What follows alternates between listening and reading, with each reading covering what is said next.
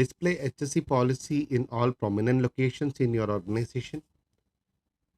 Number two, define policy, plans, and procedures.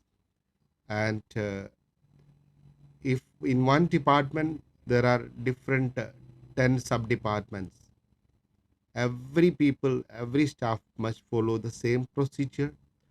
Otherwise, you will end up in trouble, because whatever the standard manner we have to communicate, we have to perform the task.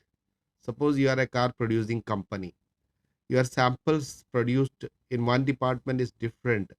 What can happen? It will not fit with the car perfectly. Even if it is fitting, it will provide some defects.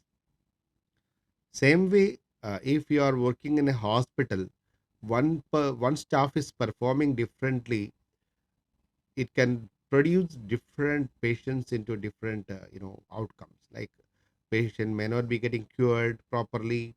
Suppose infection control practices are not followed by one person, what can happen? All patient will become sick. They may get infections from hospital. Correct.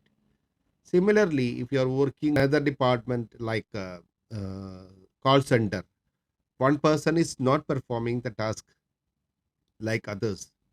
Best practices what they are following in the policy. So what can give, that guy can give dissatisfied customers to your company. Correct. Similarly, every organization must follow defined policy and objectives, clearly defined policy, objectives, and standards. It can be a plan. It can be called as a standard operating procedure. It can be called as a policy. It can be called as a work instruction. Different names are there for policies. Somebody will say policy, somebody will say SOP, that is called standard operating procedure. Next one is define the scope of service. You might have seen in the entrance of offices, the scope of services are defined and placed. So when you enter to the office, you might be seeing what these people are doing. So we will be seeing their vision, mission, and values, scope of service, license from different or authorities, maybe from your competent authorities.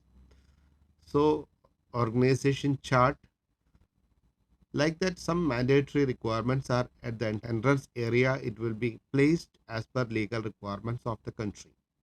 So the scope of service definition is one of the important thing. What your company is really doing, what you are striving to achieve, what you are not to do, not to provided the you are not provided something, like you are not supposed to do that, you should not show in the scope of service. Example, if you are a small medical center and you are having a only general practitioner physician, you are not supposed to do perform the emergency department tasks or any other specialized department task. That cases you should transfer to the higher facilities. So this is what scope of service. Suppose you are having a lathe machine and you are doing a car machinery spare part making at that lathe machine, which is not approved and as per stand country regulation. If it is not authorized, you are not supposed to do that.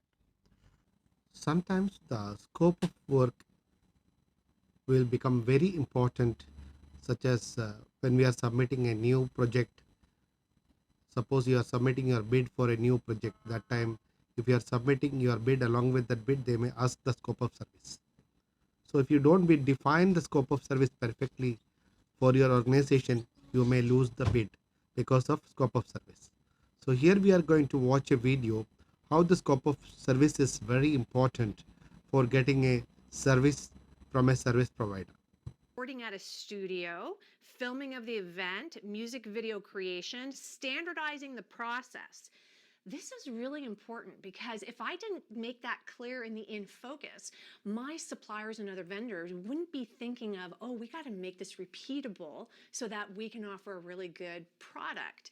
Now, what was out of focus? Well, the actual theme song, because we've created it, so we didn't have to do that. So it was already pre-created, so we weren't worried about redoing that. And some other elements were not. What was out of focus was adding any additional elements outside of the agreement that I had with my suppliers and making any creative changes without Cornerstone Dynamics permission. So that became important because you can only imagine creative vendors, they're used to probably a lot of creative freedom, and I needed them to be very specific because we were testing out a way of working. So that